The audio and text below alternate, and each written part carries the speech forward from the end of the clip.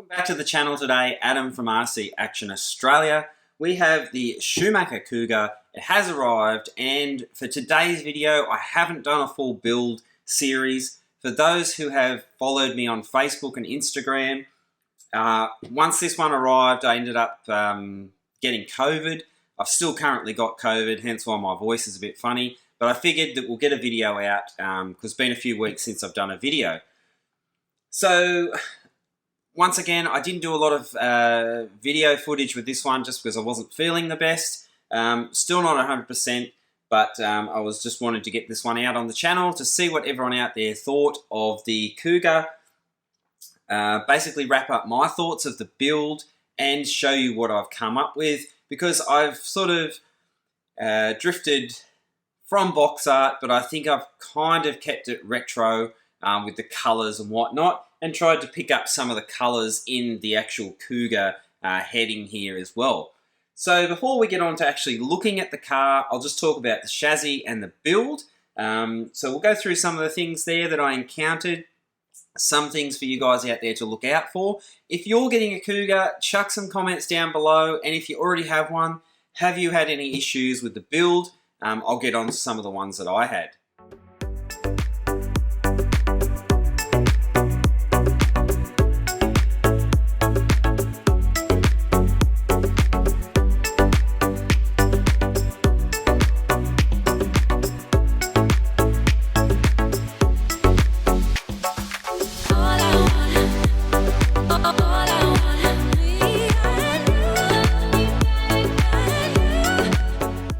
Like I said before, it's my first Schumacher build, so I did have a quick look at the manual. Didn't seem that difficult, and when you actually open the box, every single step is in its own little sectioned bag, so it goes together quite easily. You don't end up with a whole heap of extra parts all over the table or getting mixed up with things. So I think that was quite a good aspect with the Schumacher kits. So on to the actual chassis. What does it look like when it's built?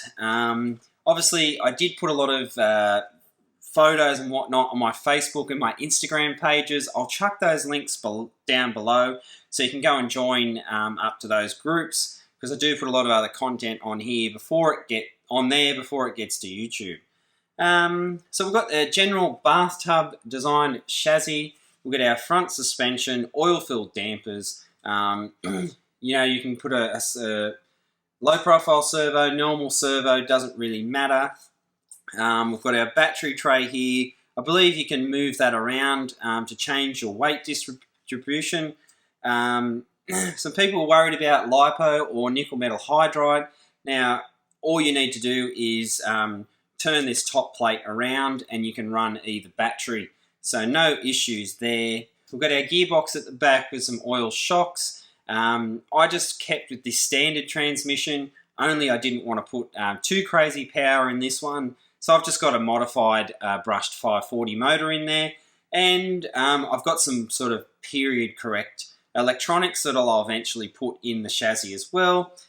Another good thing about this one is there is plenty of room for your electronics. So yeah, all in all, awesome build. I did have a few little issues with the build though. I'll briefly touch on those. Some of the C-clips were not, they were way too thick and wouldn't work.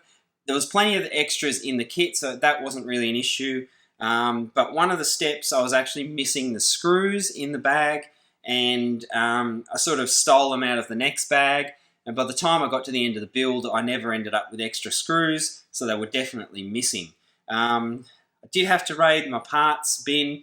Came up with some replacements, so you can't really notice it, but definitely something to look out for if you are new to building these style of buggies. Now, it's completely different, as you can see, to a Tamiya or a Kyosho, and I absolutely loved building it for that fact. So I didn't go box art, and as you would have seen on the thumbnail there, I used some pretty treat colours. So let's have a look at the body and you let me know what you think of it. So as you can see, the body itself is quite basic, sort of cab design, nothing too crazy shape-wise at all, but definitely sort of gives that sort of old school vintage look about it, which is absolutely fantastic, and obviously it's modelled off the original Cougar. Now, decal wise, I went a little bit different to what the sort of box art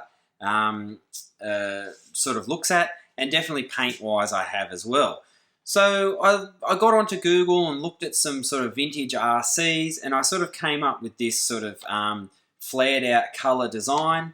I think it's come up quite nice, and obviously in a minute when we put it on the car, I think it matches the car quite well, and it sort of does tie in with the sort of vintage sort of Cougar and Schumacher decals that you get in the kit. So what colours did I use and how did I come up with this paint job?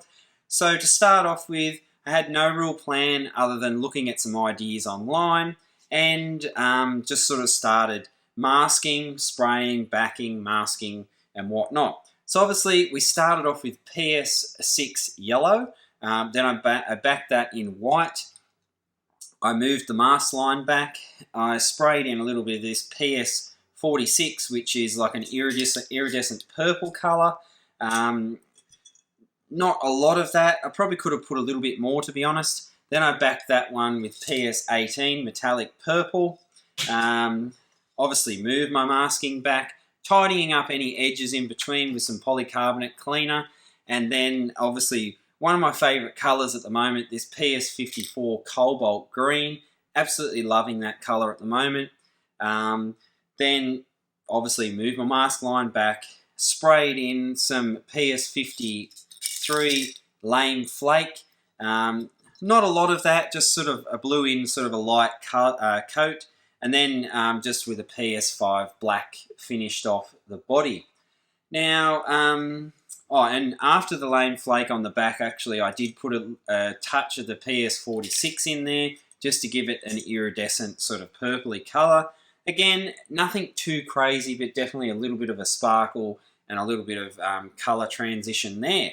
And obviously on the wing, I did a tiny bit of the Lame Flake, a little bit of the iridescent, and then backed it with the black. So I think it's all come out quite nice. Funny thing about the wing is the way it mounts with these rubber bands. Obviously it has this sort of kickback mechanism on it so that if you do crash and whatnot, but they are an absolute pain if you get big fat fingers like me. So that's all. Let's put it all together. We'll have a look what it looks like. We'll get some better footage of it, and we'll probably end the video there. Let me know what you think down below, what you think about the Cougar. Do you like the colours that I have used? And, you know, would you do something similar? Okay, so there is the Schumacher Racing Cougar all put together. I think it looks absolutely fantastic. I love the colour combinations. It's definitely something different. I think a lot of people will either just paint these basic with the stickers, but I definitely wanted to go that little bit attention to detail higher and probably create something that you're not going to see duplicated out there. I think it deserves that extra effort, to be honest, because it's a fantastic looking buggy, and I'm absolutely stoked to add something different to the collection as well. So we'll finish the video there today. As always, let me know what you think. How did it turn out? And yeah, don't forget to hit that subscribe button, like the videos, and we'll see you again in the future. I have done a lot of builds while I've been currently at home with COVID. I'm glad I got to the end of the video, still with a voice and whatnot. So yeah, hopefully you enjoyed today's video. It's been a rough couple of days, but I've really enjoyed building the Cougar from Schumacher. So I'll catch you on one of these other videos very soon, and loads more content coming. So I'll see you then. Bye.